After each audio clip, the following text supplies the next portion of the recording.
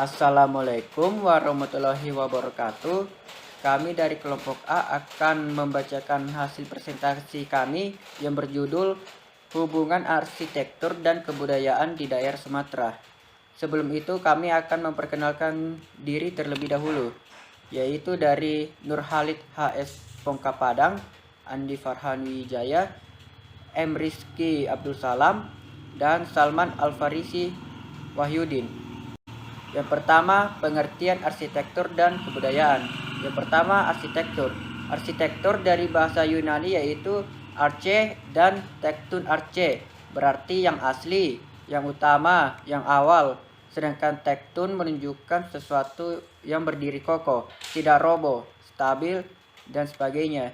Jadi, kata arsitektur hanya punya sudut pandangan, teknis statika bangunan belaka. Arsitektur artinya pembangunan utama atau sebenarnya tukang ahli bangunan yang utama. Yang kedua, kebudayaan.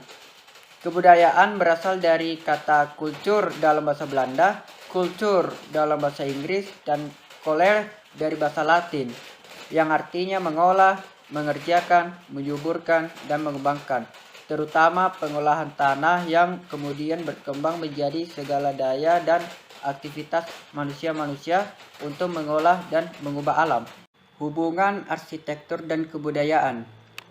Konteks kebudayaan dalam bentuknya yang akan tercermin dalam karya arsitektur meliputi agama, sosial politik, iptek, ekonomi, dan estetika. Nilai sebagai salah satu perwujudan kebudayaan akan mencakup hal yang berkenan dengan logika, etika, dan estetika.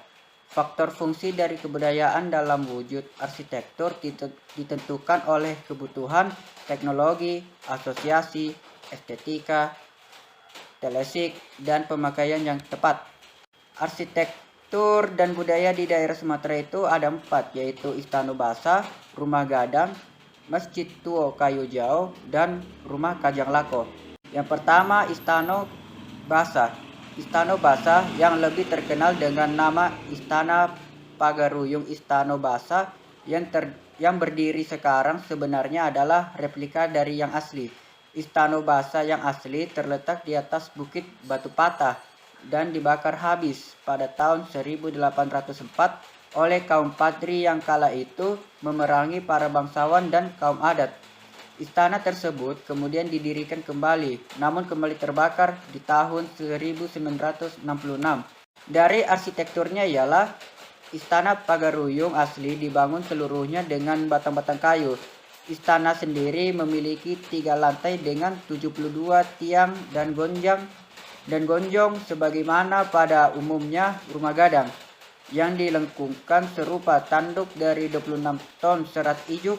Istana ini juga dilengkapi dengan lebih dari 100 replika furnitur dan artefak antik Minang yang bertujuan agar istana dihidupkan kembali sebagai pusat budaya Minangkabau serta objek wisata di Sumatera Barat.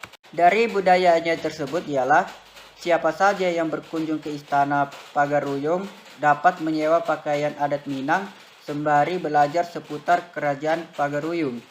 Jika berkunjung ke sini akan merasakan atmosfer kerajaan Minang dengan memakai pakaian adat Minang yang didominasi warna merah, hitam, dan kuning. Warna-warna tersebut melambangkan wahana Tigo atau 3 wilayah Minangkabau Museum. Baiklah, materi saya lanjutkan. Selanjutnya adalah Rumah Gadang. Rumah Gadang adalah nama untuk rumah adat Minangkabau yang merupakan rumah tradisional dan banyak dijumpai di Provinsi Sumatera Barat, Indonesia.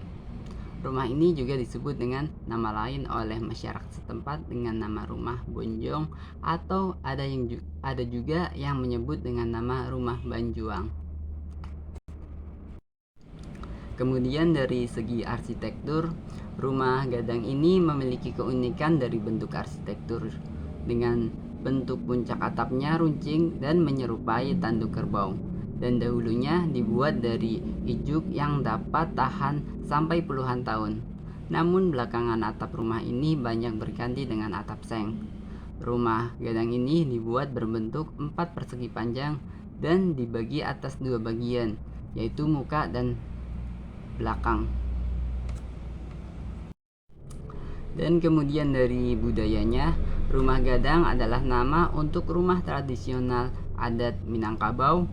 Minangkabau merupakan salah satu kelompok etnis yang berada di Provinsi Sumatera Barat. Rumah gadang utama biasanya dibangun di atas tanah yang cukup luas dan milik keluarga induk secara turun-temurun. Baik, selanjutnya saya serahkan kepada pemateri selanjutnya. Selanjutnya adalah Masjid Tua Kayu Jauh. Masjid Tua Kayu Jauh adalah masjid yang tertua yang terletak di Sumatera Barat. Masjid ini tercatat telah berdiri sejak tahun 1599 dan masjid ini merupakan masjid tertua di Kabupaten Solok dan kedua tertua di Indonesia yang masih berdiri sampai saat ini. Kita akan membahas arsitektur masjid tersebut. Keseluruhan dari arsitektur masjid tersebut dipengaruhi oleh corak Minangkabau.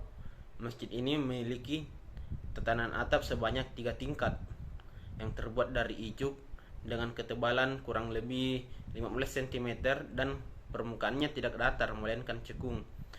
Permukaan atap ini sangat cocok untuk iklim tropis karena dia dapat mengalirkan air hujan lebih baik. Budaya, adanya 27 tiang di masjid ini juga memiliki filosofi khusus. Hal itu menjadi simbol suku-suku yang hidup di sekitar masjid, ditambah 4 unsur pemerintahan serta 3 unsur agama, yaitu khatib, imam, dan bilal. Baik, selanjutnya yaitu Rumah Kajang Lako. Rumah Kajang Lako atau lebih dikenal juga dengan Rumah Panggung atau Rumah Panggung Kajang Lako adalah rumah tradisional masyarakat Provinsi Jambi.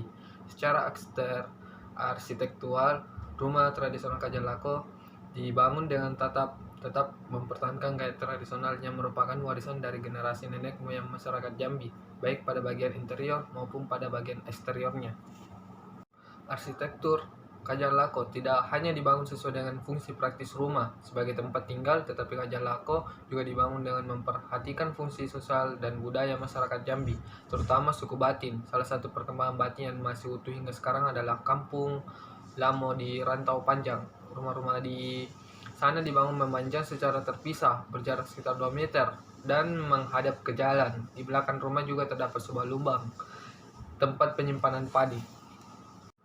Kemudian budaya, sampai saat ini perkampungan orang Batinnya masih terbilang asli di Kampung Lamo, Rantau Panjang, Kabupaten Maringgi, Provinsi Jambi.